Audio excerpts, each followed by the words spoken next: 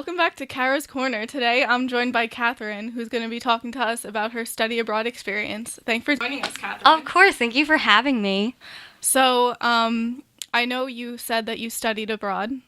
I did, yes.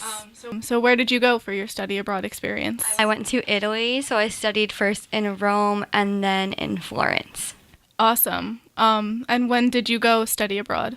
I studied abroad in the spring semester of 2017. Okay, and you were away for the full semester? No, actually, it was a different kind of study abroad program. So we met maybe once or twice every month and had like maybe an hour to 2 hours of class time. We learned about the art and architecture of Europe, and then we had our class trip for 10 days at the end of the semester. So after finals were all done.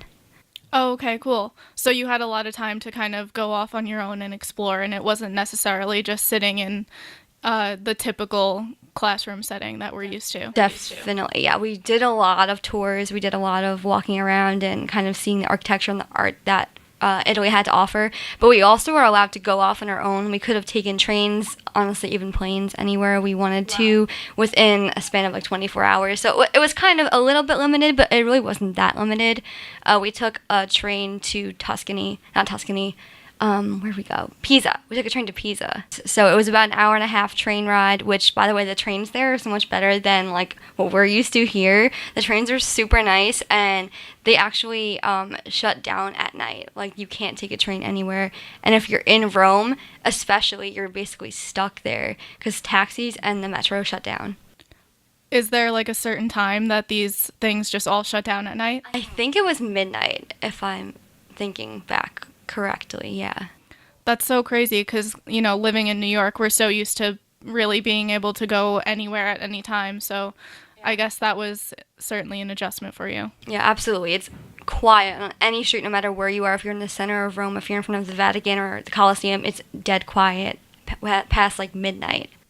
How else did you find adjusting to studying abroad? I know you're very used to obviously living in New York. Was there homesickness? Were there cultural differences that you had to adjust to? What was that like for you? So I've been to Italy before. Actually, I went with my high school, and it was a winter break trip. So I kind of already had experienced Rome, and I experienced Sicily and some other places throughout the countryside. But when I was on that trip, there was a lot less of cultural difference that I could find.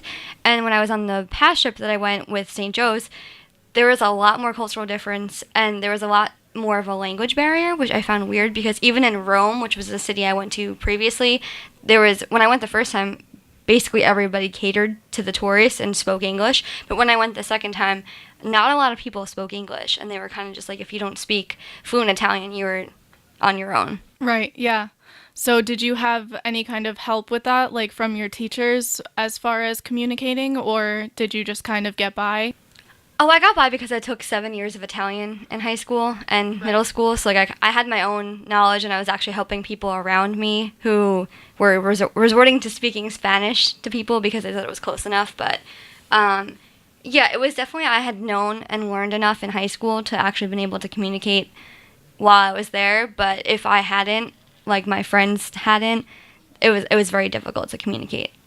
And where did you stay when you studied abroad? Were you in like dorm rooms? Did you stay with host families? What was the living situation? So the first place we went to was in Rome, and it was St. John's University. So they actually have their own campus in Rome, and other schools get to stay there also if they have travel and study abroad programs.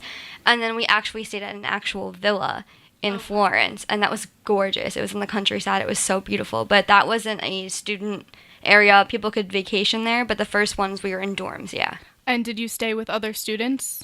We pretty much had our own hallway, our own little section of a hallway to ourselves. We could have interacted with other students if we wanted to, but we were kind of like go, go, go from 6 a.m. until 10 p.m. So it was kind of just, we were more about like exploring, getting out there than actually like the experience of the dorms themselves. So was that just kind of your own personal schedule that you set for yourself, or you kind of had the idea from the teachers that it was going to be like a 6 a.m. to a 10 p.m. type of situation? So some days we were doing 6 a.m. We wouldn't have time for breakfast. We'd just get up 6 a.m., meet, and go on tours, and tour after tour after tour. A lot of tours in Rome. And then we might get cut free at like 1 p.m. and have the whole day to ourselves, and then just have to be in a certain area by 6 a.m. the next day. And there was no curfew. There was no, like when I was in high school, it was we tape your doors, and if the tape's gone in the morning before we come around to say good morning, like you are in trouble because you left your room. But obviously in college it's a lot different kind of a freedom, and there was no kind of you had to be back by this time. You couldn't go to this certain area. Obviously it was like, stick together if you can. Safety, because you're still a tourist in a foreign country that's not your first language, most of us, or all of us. So it was very I liked the experience a lot because we definitely were immersed in the culture, and we had a lot of time to experience whatever we wanted to outside of the class tours. And you had mentioned the tours, obviously, like you were just saying. Was a lot of that pre-planned? Did you have a good mix of pre-planned activities mixed in with your own personal adventuring? Definitely. Most of it was, anything that we went on with the class was pre-planned. It was pre-booked, because most of the places are, like, coveted, like, tickets are hard to get, or day of, you can't really get tickets to certain museums. We had certain presentations we'd have to make. Some students chose a topic about Italian architecture and art that they would give the presentation in class when we were during the semester, and then some people got something that just so happened that we would be visiting it, so we actually had to give the presentation while we were abroad, which I actually gave a presentation on Botticelli. He's my favorite Italian artist. So it was in Florence, and it was in this area where he actually had lived at one point, and I had to stand up on this grassy hill where everyone else is just enjoying this beautiful day and this like beautiful hill and this beautiful museum and a castle, and I had to just stand up and give a whole presentation on Botticelli, so it was really cool. Yeah, that sounds really cool.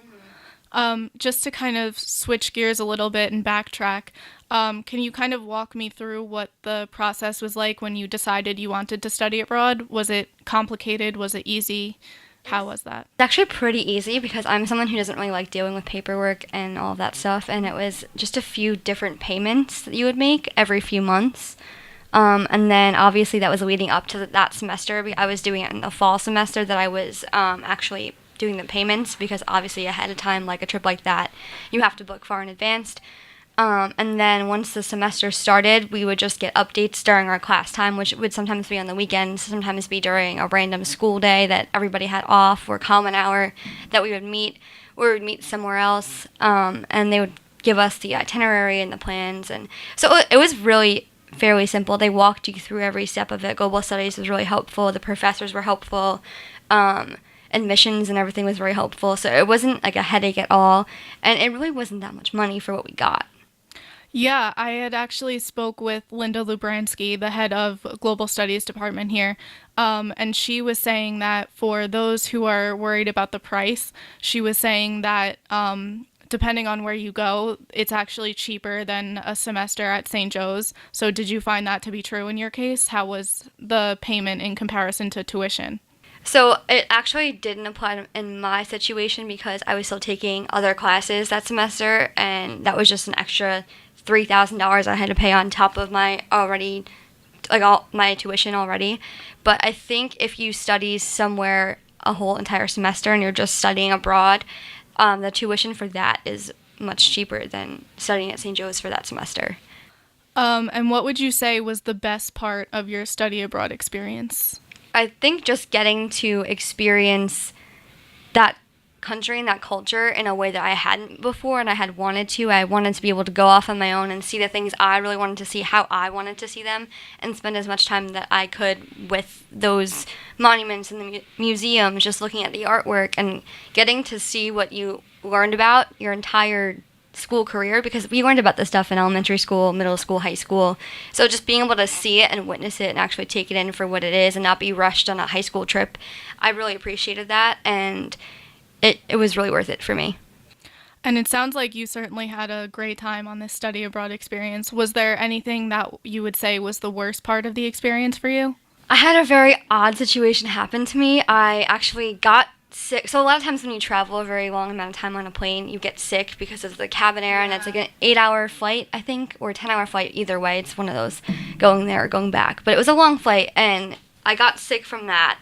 And then on top of that, one night in Rome, we were in the courtyard of the dorms, and we were all just hanging out. It was like maybe like 11 o'clock at night. It wasn't that late.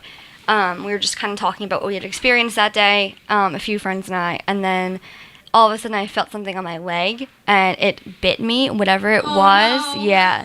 It turns out it was a spider, and I was allergic, and I don't know if I was allergic or it was an infection. I think it was just an infection that I got, but it was so big and so disgusting, and I didn't know if it was a combination of me being sick or that actual spider bite that was making me feel worse. But I had to see a doctor while I was there. Yeah, so what was that situation like? You had to go to just a local hospital there, or? Thankfully, because it was a dorm, that we were in the dorms that time, and it was Rome, so there was a lot of American students studying there. They had a doctor on call. They had, I think it was WhatsApp or one of those mobile communication apps. You just message the doctor and you tell them what symptoms you're experiencing, and they can get there really quick. Like, they have doctors on call. So it's really good to know that, because especially someone like me, I get sick or get weird things happening to me all the time wherever I go. Like, whenever I travel, I just have weird experiences. So that was a good experience, honestly, besides from the whole infection thing. But he came within half an hour. Wow. And he prescribed me medication. He gave me something to go bring to the pharmacy, and then he reassured me I was going to be okay, because obviously when you're abroad and you're sick and something happens and your family's not there, it's like panic ensues. So I had my mom actually talk to him over the phone, because I was like, I don't know what's going on, like, I don't know. But it was, they really took care of you, and, like, they actually, like, made it a priority to make sure I was okay, because that was my number one priority. I was like, if I'm not okay, then I can't continue on this trip, and obviously I had just gotten there, too. It was within 3 days of the 10-day trip. Wow. That's really good to know, though, because I know certainly for myself, being sick when I'm abroad and not by my family and what I know, that would definitely be a big concern for me. So hearing that they had doctors on call and really were reassuring for you, that's really good to hear.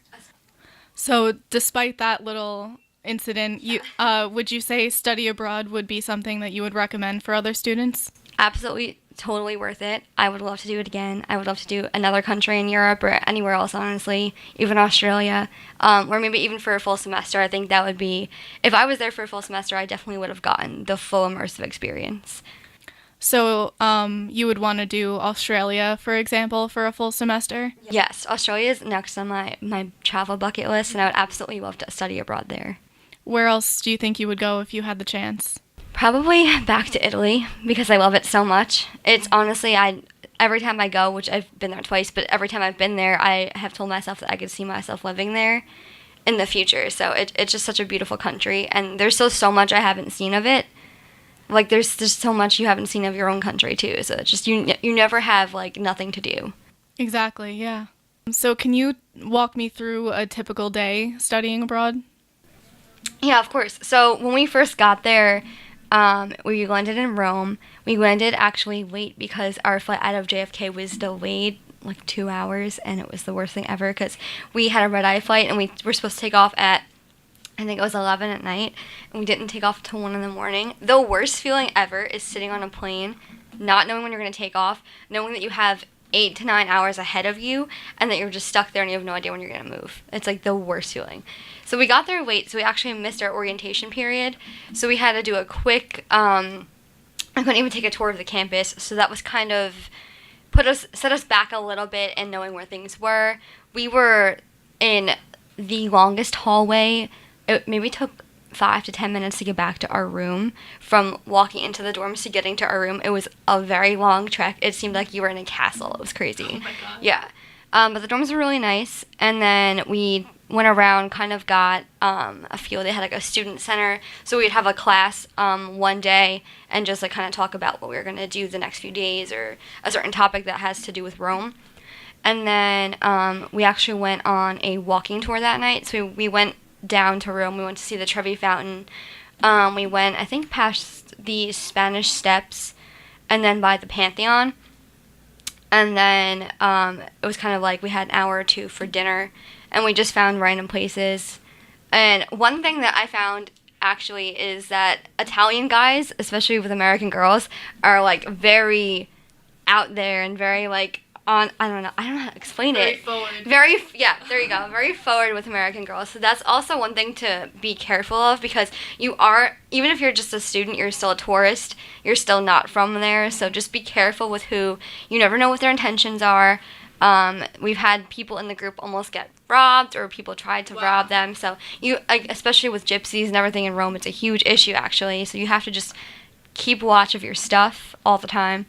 But it really isn't unsafe. The only thing is, I don't recommend going out with a bunch of girls at night past 11 o'clock, because the taxi shut down, the metro shuts down in Rome, and then you're kind of just stranded, and it's dark and quiet in the streets of Rome, which is so weird to me, because we live in New York. We're so used to the buzz and the lights of New York City, and all night long. It never sleeps, literally never stops. So we're just so used to a city like that. And yeah, there's like quiet times, but it's not nearly as quiet as like the dead of night in Rome. Yeah, you'll never walk into New York City and it just be dark with no one walking on the street. No. It's honestly, if you don't see somebody at 3 in the morning walking, it's kind of bizarre, because people are just always out and about. But, so getting used to that was, because Rome is a big city. You think of Rome as a huge city, especially in Italy. It's probably the most known city, I think, in Italy, or most wanted to go to and visit, because of the Colosseum and the Vatican. So just experiencing that big of a city and that well-known of a city to just completely shut down at night is crazy to me. It was much of a culture shock, honestly, because even in like other cities throughout our country, I feel like there's not really much of that either. It has to be a small town. And then the next day we went on walking tours. We had the Colosseum, we had more of the Spanish Steps, and then we had the Roman Forums. So there was 2 to 3 tours per day, at least. If it wasn't a travel day, if we weren't going home, if we weren't traveling from Rome to Florence, there is lots and lots of walking. So that's honestly the most shocking thing I think you'll experience, is how bad your feet feel.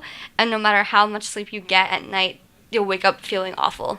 That's actually something I was curious about.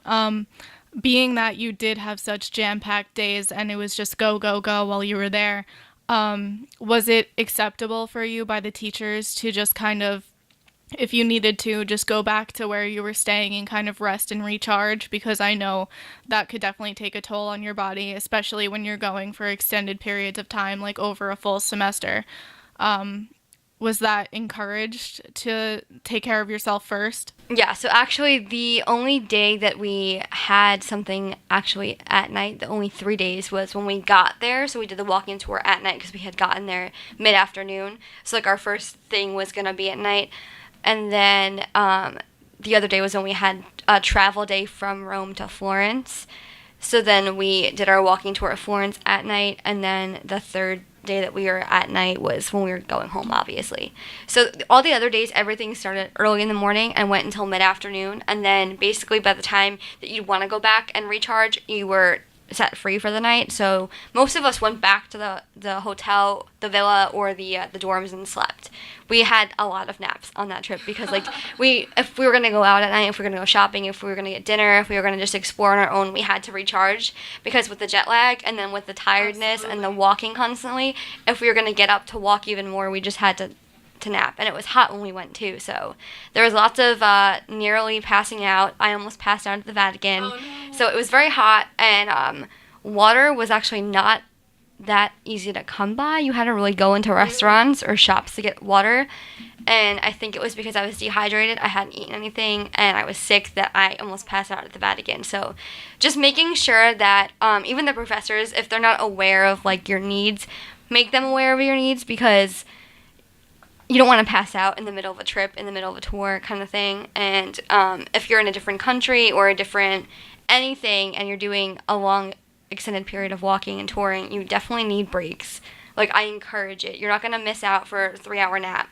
Like, you're going to get a better experience at night than if you had just gone through the whole day. Yeah, you heard it here. Don't be afraid to advocate for yourself if you're studying abroad. Yeah, it's so important, because if I had just, like when I got the spider bite, if I had just left it alone, the anxiety would have gotten to me, and the infection would have gotten worse too. So it's kind of just like, you have to always... Definitely have to take care of that. Definitely, yeah. Was there a favorite attraction that you visited while you were there? Oh man, there were so many that it's kind of like hard to pick one. I love Rome. I love the Colosseum. Like, as cliche as that sounds, I've been there twice. I feel like that's super like, oh really, like the Colosseum. But I love the Colosseum.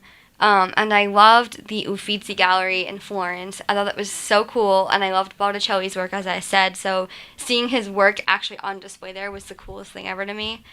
And then Florence in general is my absolute favorite city in Italy of all time. Like, I thought that Rome was for my first trip, but then I went on the second trip and I was like, no, Florence takes the cake. It is so artsy, not in the fact that it looks artsy, in the fact that there's so many different crafts and artworks like being made at one space, like one area. There's like jewelers, there's painters, there's sculptors, like there's everybody on the streets just doing their work. There's musicians. It's crazy. It's just like a whole bunch of honestly college kids and then artists, and it's so beautiful there. What was the food situation like for you? Obviously, I mean, I love Italian food. I could never get sick of Italian food, but especially being in a certain country for extended periods of time, I could see people getting sick of the local cuisine. So, was that something you found yourself running into? I came home and I didn't want to touch Italian food for like a month. I didn't get sick of it while I was there just because it was not like, you're not used to their Italian food. They cook with like such a light diet, and it's so much healthier for you. Like, our portions are huge. Yeah. And they're just so unhealthy. They're so cheesy. They're so whatever they are. They're so heavy and creamy. And the way they cook isn't like that at all. So it was just a lot different of a style of cooking. So it's like the pasta, like, from here, but it just tasted so much better. Like, I came home and I was just like, I refuse to touch the food, first of all, because I'm kind of sick of it.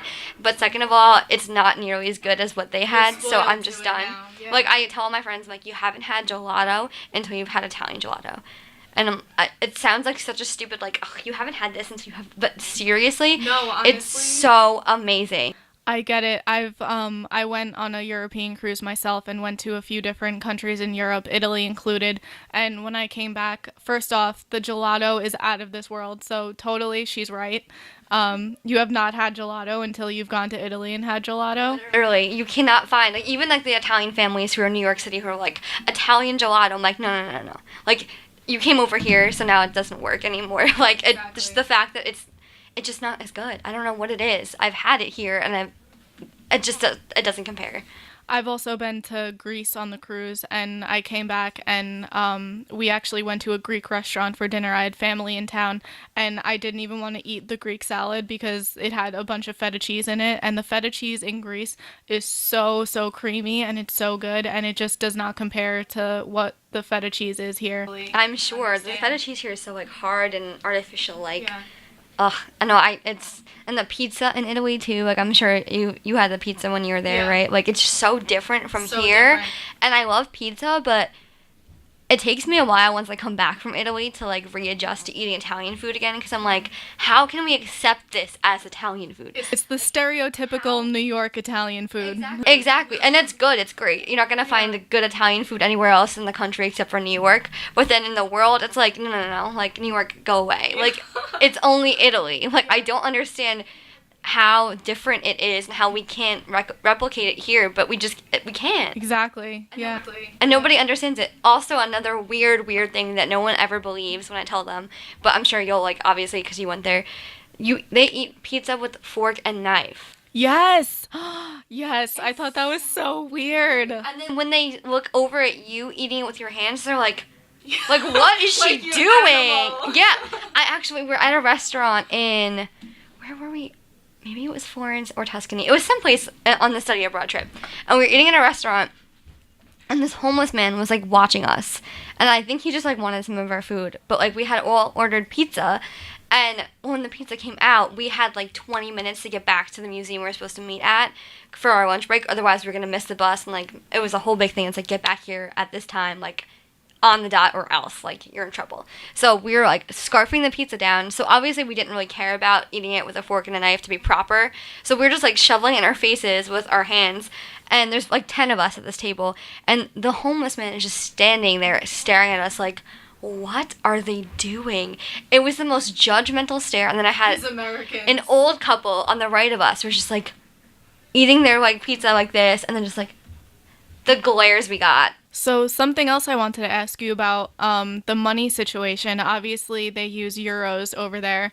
Was it easy to exchange U.S. dollars for euros? How was that process? So it actually wasn't really hard at all. I actually went to my bank here before I got there because I just didn't want to have to worry about the hassle of something not working or something being weird or whatever the case may be. You know, things, whenever there's room for something to go wrong, it'll go wrong, especially in my case, as you can tell with the spider bite.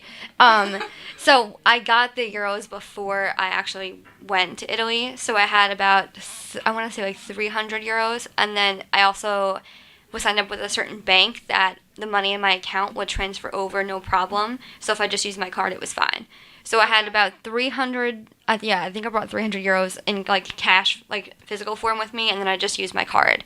And I could have taken out at any ATM in Italy with my card, I could have taken out euros. And would you say that 300 euros was a good amount for you to take out? Like, was that a good gauge, or did you find that you were using a lot more than that, or you were using about that? See, I actually used just that and then a little bit more on my card, thinking that I didn't have enough on my card to cover. I was like very like, oh, I don't know the balance on my card, so I don't know like. But I actually came home with over $600 left in my account just for that trip. Like this is just an account for that trip. So I definitely spent a lot less, thinking I was like, oh, like I'm swiping so much on food, I'm spending so much on food, but really, I mean, just as long as you like monitor it and as long as you don't go crazy, because my first trip I went crazy on souvenirs and my second trip I got like nothing in souvenirs. So just finding like that balance is like kind of, honestly, it was difficult for me, but if I go a third time, hopefully I'll meet in the middle. Did you consider things over there to be expensive? No, actually I feel like I could probably be wrong because I know €1 is like $1.30 something here, but I feel like things were just cheaper there in general. I know like gelato would be like €2 or something like that, which is like, I mean, I guess the same as like an ice cream, but then I'd get like a cappuccino for like 75 cents, and I was this is weird. Like Starbucks would never. No. Never. That'll be $5, please. And it was bigger than the Starbucks like grande cups, and it was such a weird experience. Like I also couldn't drink Starbucks for months after I got back because I was just like, this is a ripoff. The coffee just doesn't compare. It doesn't compare. Like the cappuccinos, oh my god, my favorite thing about Italy is their freaking cappuccinos. I'm obsessed with them. Take note, Starbucks.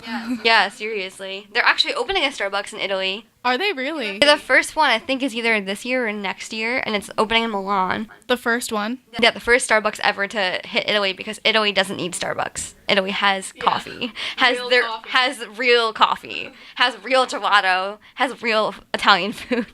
Did you find a lot of American restaurants? Like, was there a McDonald's there? Was there a Subway there? I think we actually went to a McDonald's in Rome just to use the bathroom. And actually in Italy we had to pay to use the bathroom, so it was like 25 cents to use their bathroom. Yeah, it wasn't like you buy something. Anywhere you went? No, no, it was just kind of like McDonald's or any fast food place kind of did that. Even if you bought food? If you bought food, I think you got the bathroom code, but like if you were just in there to use the bathroom, it was like you had to insert like 25 cents or something like that. Yeah. That's interesting. Which, I mean, some places do let you go to the bathroom for free here, but most in New York City, you have to buy something from a Starbucks or somewhere to get the code for the bathroom. So normally here you'll see signs that are like bathrooms are for customers only, or they'll just turn you away if you're not in there to buy anything. But that's interesting and good to know. And I imagine that you carried around a backpack during your days, or something of that nature. What kind of things did you keep in your backpack or whatever it was that you were carrying? I had a crossbody bag, so I just had my wallet, I had my phone, I had a charger, I had usually like a water bottle just like in my hand at all times because you just need to keep hydrating. I had my camera with me because you can obviously bring your cameras on the trips, and I highly recommend if you don't have a camera, go out and buy one that's at least decent because you're gonna want to look back on the memories, and definitely getting a good camera like helps. And then I also have a food allergy, so I had EpiPens on me. Oh, good. Yeah. Was there... Oh, okay, so the food allergy situation, what are you allergic to? I'm allergic to tree nuts, so that's actually a huge issue in Italy because they love their hazelnuts, they love their Nutella. Nutella is literally poured on everything. Yeah, so I had to just be very careful. I didn't really eat a lot of desserts. The gelato I ate were basically like very... basic, simple flavors of gelato. It's like strawberry, vanilla, whatever I knew wasn't mixed with nuts. Because also communicating between English and Italian, even if I'm saying in Italian, what if I'm saying like, oh, I want nuts? You know, I'm always just Right. nervous of that. So it's kind of like, if you have a food allergy, there's a lot more to take into consideration, but it's doable. I went to Italy twice for 10 days each, and I have a very life-threatening allergy, and I did it. So, you have to just be careful. And Yeah, people who have nut definitely. allergies, like they know what to look for, they Oh, know yeah. what they're doing, they know what just speak up, Yeah. and you should be fine. So, if you could sum up your study abroad trip in a few sentences, how would you sum it up? It was the best class I chose to take personally, the best experience I could get through St. Joe's, I believe. And I think that everyone would benefit from studying abroad also, not just in Italy or Europe, but any place that either they're interested in going to or something that's out of their comfort zone too. Because you're going to experience a whole new culture and a whole new language and just a whole new way of life for people. And it's really cool to see that there's people on the other side of the world who speak a different language and do different things, but they're still people, and it's being able to relate to that is such a cool experience. Well, thank you so much for being here and talking with me about your experience. It was very informative and very interesting. I'm glad to have been here. If you're interested in studying abroad, you can go visit Linda Lebransky. She's located in room 3 of the Student Hospitality Lounge at SJC. Thanks for joining us here at Kara's Corner. This is Kara Gianetto signing off.